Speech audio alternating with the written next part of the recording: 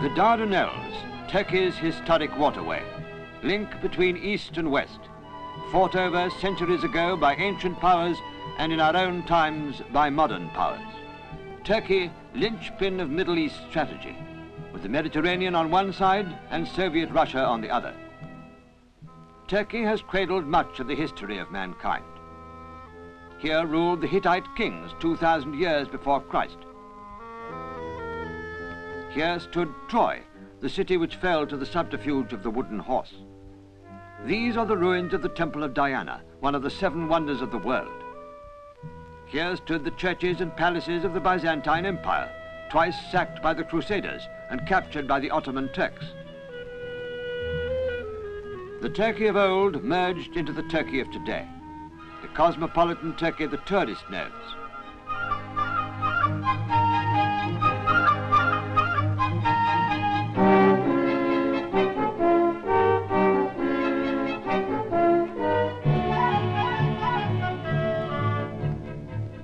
The ruins of Byzantium, the mosques, the sunlit courtyards, the bazaars.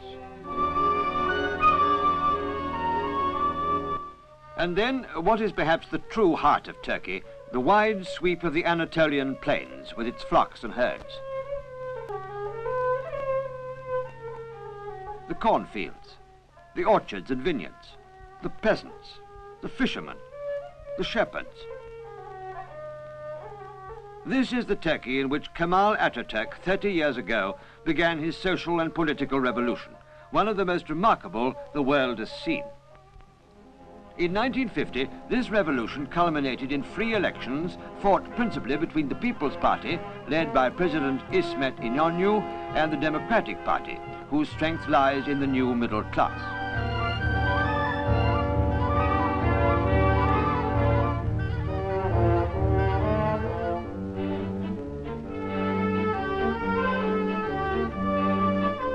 Power passed peaceably to the Democratic Party, led by Kemal Bayar.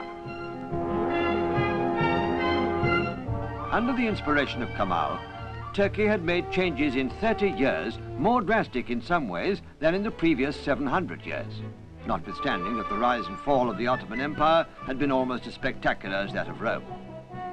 This Ottoman Empire was born at Bursa in Asia Minor in the 13th century. It succeeded by war and conquest. At Kosovo, it defeated the Slavonic kingdoms of the Balkans. Later, it captured Constantinople and smashed the Byzantine Empire. The crescent supplanted the cross. Before the time of expansion was finished, the empire had laid siege to Vienna. Under Suleiman the Magnificent, last of the great sultans, this empire, which 300 years earlier had been a tribal kingdom, now stretched from Hungary in the north to the Arabian Sea in the south, from the Caspian Sea in the east to Algiers in the west. It ruled millions of people, both Christian and Muslim, and so far as territory went, was the greatest empire of its time. This mighty empire, cruelly oppressive, now began its decline and fall. In a series of wars, the Christian powers crippled Turkey on sea and land. Within her borders, oppressed Christians rose in revolt. By the beginning of the 20th century, she had lost most of her European possessions. In the war with Italy, Tripolitania was taken from her.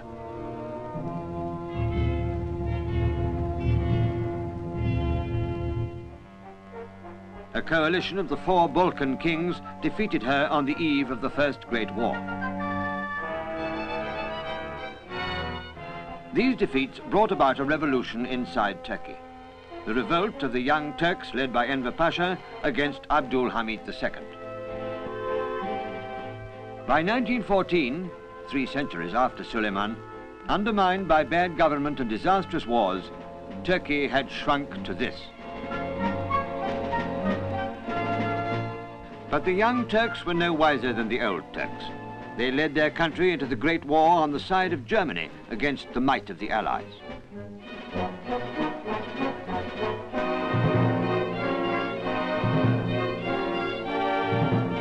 The outstanding incidents of the campaign are still remembered. The break through the Dardanelles by German warships, the Gallipoli campaign, the revolt in the desert led by Lawrence of Arabia, Allenby's sweep through Syria and Palestine. The entry of Allied fleets into the Dardanelles and of Allied troops into Constantinople. Last of the sultans, signed an ignoble peace treaty, but not all Turkey accepted it. Kemal, then military commander at Erzurum, did not accept it.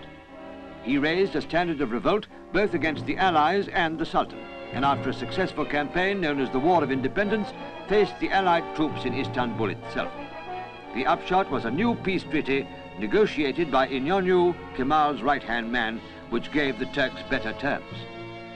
It did more. It opened the road for the creation of modern Turkey. It was this ancient Turkey on which Kemal had to build. A Turkey still dwelling in the Middle Ages, in which women were veiled, the church dominant, corruption commonplace, science and mechanical industries almost unknown, and the elementary rights and interests of ordinary people mostly ignored.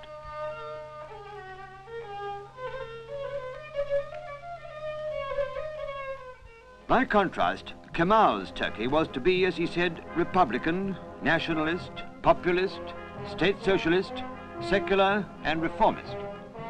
He renounced all claims to territories formerly held by Turkey, but inhabited by non-Turkish people. This, then, was to be the new Republic of Turkey. Among the first reforms, Kemal abolished the fez, which he looked on as a symbol of hatred of progress. He gave women civil rights, which encouraged them to unveil themselves.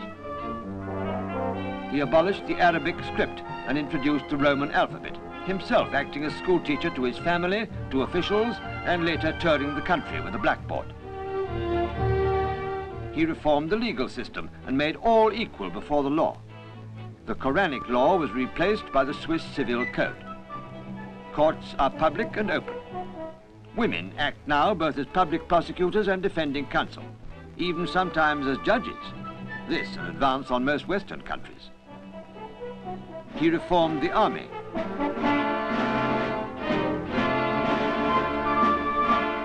He created a one-party state. There had been no popular demand for change. He had had to create opinion rather than reflect it. His method was that of a dictator.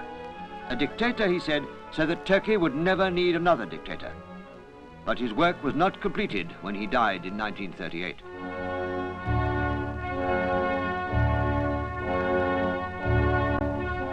Kemal was succeeded by İsmet İnönü, his closest associate, who continued Kemal's work. In the Second World War, Turkey until 1944 was neutral. Germany, in the person of von Papen, the German ambassador, sought Turkey's favors on the one side, obtaining from her precious chrome ore and other products. Britain, America and Russia used their influence in the opposite direction and supplied her with war material including anti-tank guns,